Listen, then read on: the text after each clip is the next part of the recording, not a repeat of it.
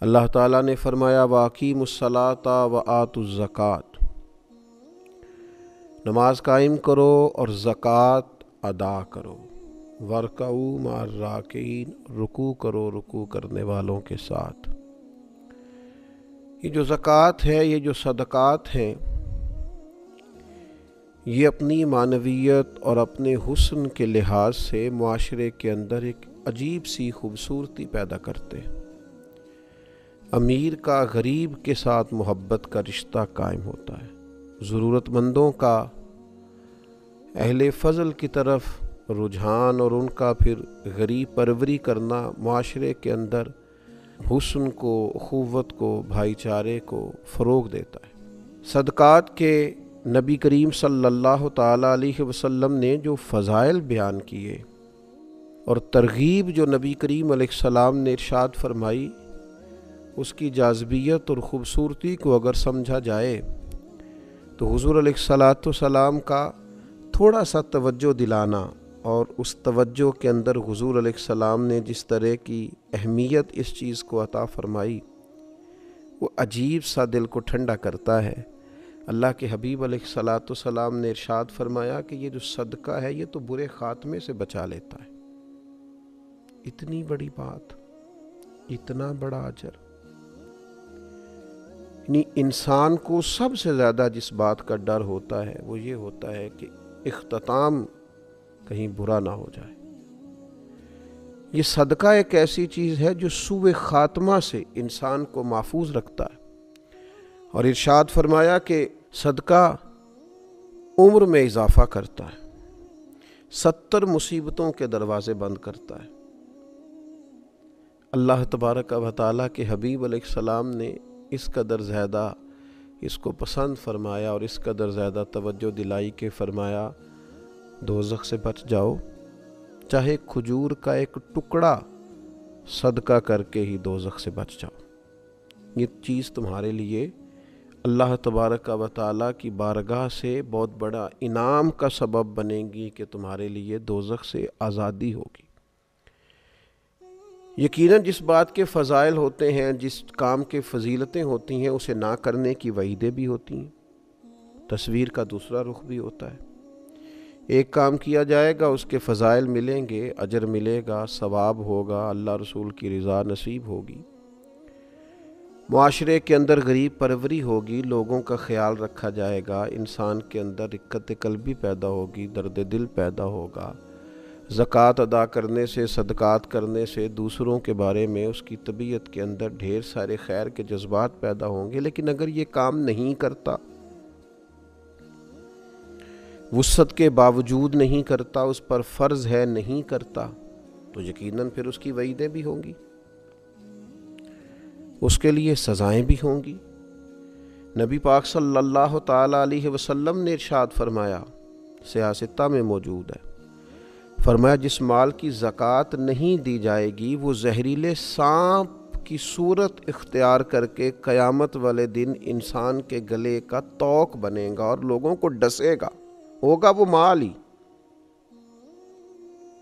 یہ مال اللہ کا فضل بھی ہے، لیکن اگر اس کی زکوٰۃ ادا نہیں کی جاتی تو یہ ایک زہریلے سانپ کی صورت میں صبح قیامت انسان کے سامنے لایا جائے گا۔ بخاری میں موجود ہے۔ کیوں صحیح طور پر حساب کر کے، توجہ کر کے، اور کوئی مشکل نہیں ہے آپ کو، اگر آپ مال کے نصاب ہیں تو اس مال پر سال گزرنے کے بعد آپ کو 2.5% زکوٰۃ دینی ہے، 40واں حصہ دینا ہے، تو یہ کوئی مشکل کام نہیں ہے۔ لیکن نہ کریں گے تو اس کی سزا، نبی پاک صلی اللہ تعالیٰ علیہ وآلہ وسلم کی خدمت عالی مرتبت میں خواتین حاضر ہوئیں تو ان کے ہاتھوں میں سونے کے کنگن تھے۔ اللہ کے حبیب صلی اللہ تعالیٰ علیہ وسلم نے فرمایا ان کی زکوٰۃ ادا کر دی؟ تو انہوں نے نفی میں جواب دیا، تو آپ صلی اللہ تعالیٰ علیہ وسلم نے ارشاد فرمایا کیا تمہیں پسند ہے کہ تمہیں آگ کے کنگن پہنائے جائیں؟ ڈر گئی، پریشان ہو گئی، تو اللہ کے حبیب علیہ السلام نے انہیں تاکید فرمائی کہ اس سونے کی جو تم نے ہاتھ میں پہنا ہے اس کی زکوٰۃ ادا کرو، ایسا نہ ہو کہ یہ آج تو تم نے سونے کے کنگن پہنے ہیں اور قیامت کے دن تمہیں آگ کے کنگن پہنا دیے جائیں۔ تو جو لوگ بھی مال کے نصاب ہیں، صاحب استطاعت ہیں، اور جن پر زکوٰۃ فرض ہے، وہ اس بات کا اچھی طرح خیال کر لیں کہ یہ زکوٰۃ مال کو پاک بھی کرے گی، فائدہ بھی کرے گی، اللہ کی رضا اور خوشنودی کا باعث بھی بنے گی، اور نہ ادا کریں گے تو ایک تو یہ کہ آخرت کے اندر اس کو یہ والی سزائیں ملیں گی کہ آگ کے کنگن پہنائے جا رہے ہیں اور مال سانپ بنتا جا رہا ہے۔ حضور علیہ السلام نے یہاں دنیا کے اندر بھی ارشاد فرمایا کہ خشکی اور تری میں جو تمہارا مال ضائع ہوتا ہے وہ زکوٰۃ ادا نہ کرنے کی وجہ سے ہوتا ہے۔ تو ایک تو بات یہ کہ زکوٰۃ ذمہ داری کے ساتھ ادا کی جائے، اس کام میں کسی قسم کی کوئی کوتاہی نہ کی جائے، کسی سستی کا شکار نہ ہوا جائے، لیت و لالہ کا شکار نہ ہوا جائے، بہانے بازی نہ کی جائے۔ اس فرض کو فرض جانتے ہوئے، انتہائی حساس مسئلہ سمجھتے ہوئے اس کی فوری ادائیگی کا اور احتیاط سے بندوبست کیا جائے۔ اور پھر یہ کہ اس کے جو آداب ہیں، جو ایک مسلمان کوئی بھی عبادت کرتے ہوئے کچھ آداب کا خیال رکھتا ہے، ان آداب کا بھی پوری طور پہ خیال رکھا جائے۔ سب سے پہلی بات تو یہ کہ زکوٰۃ حسن نیت سے ادا کی جائے۔ زکوٰۃ کوئی پتھر پھینکنے والا عمل نہیں ہے کہ جیسے بھی پھینک دیں گے، خوش دلی سے پھینکیں یا بد دلی سے وہ لگ جائے گا۔ یہ زکوٰۃ تو اللہ کی بارگاہ میں دینی ہے، صدقہ کو پتھر پھینکنے والا عمل تو نہیں کہ جیسے بھی پھینکے لگ جائے گا۔ یہ تو خالص اللہ کی رضا کے لیے دینی ہے۔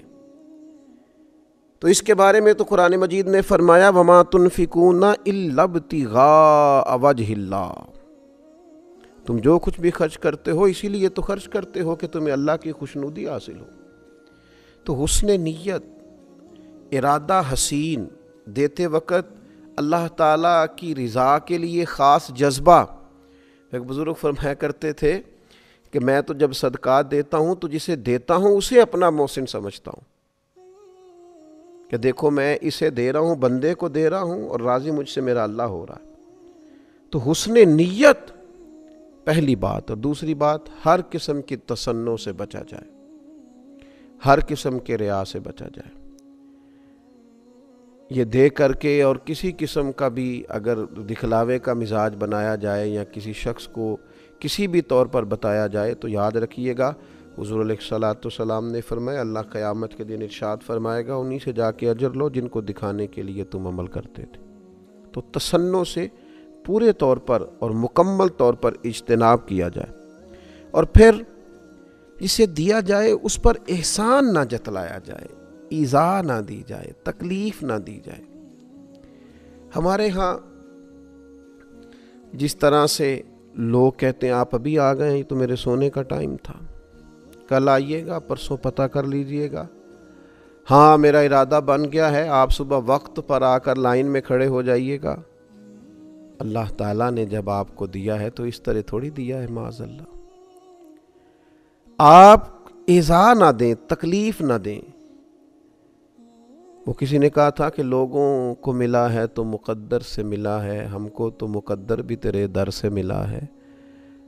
تو اللہ نے جب دیا ہے تو کرم سے دیا ہے، تو جب یہ ذہن ہو کہ مجھے کرم سے ملا ہے تو پھر دیتے وقت تکلیف نہ دی جائے، اذیت نہیں دی جائے۔ قرآن مجید نے فرمایا یا ایھا الذین آمنوا لا تبطلوا صدقاتکم بالمن والعذا،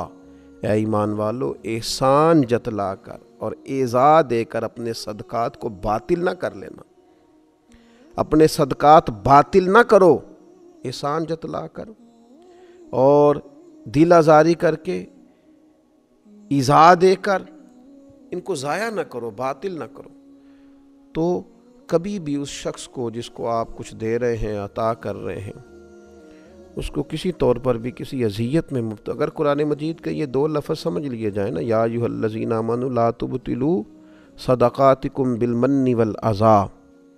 اے ایمان والو تم احسان جتلا کر، تکلیف دے کر اپنے صدقات کو باطل نہ کرو، اگر اس کو سمجھ لیا جائے تو پھر تو انسان جو لینے آئے اس کا اعزاز کرے، اسے ہر تکلیف سے بچائے کہ اللہ نے حکم دے دیا ہے کہ تم نے اپنا صدقہ باطل نہیں کرنا۔ किसी किस्म की तकलीफ़ नहीं देनी सामने वाले को। और फिर चौथी बात यह है कि उम्दा माल अल्लाह की राह में दिया जाए,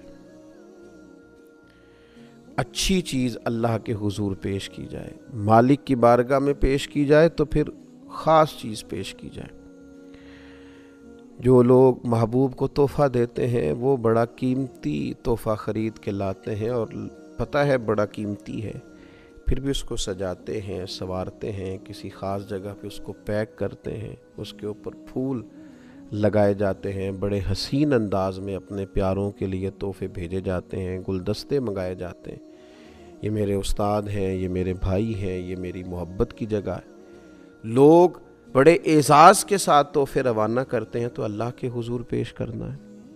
रब रसूल की रज़ा के लिए देना है। तो कुरान मजीद ने कहा लन तनालुल बिर्र हत्ता तुनफिकू मिम्मा तुहिब्बून, तुम हरगिज़ नेकी को ना पहुँचोगे जब तक अपनी महबूब चीज़ राह खुदा में खर्च ना करो। एक शायर ने बड़ी खूबसूरत बात की थी, अगरचे उसने नक्शा तो करबला का खींचा है, लेकिन उसने कहा था लाश अकबर दी वेख हुसैन के आ, गल यार दी गलो नहीं लाई दिए, दाइम सोने मुहम्मद दे नाम उत्तों सोनी चीज़ वारनी चाहिए दिए।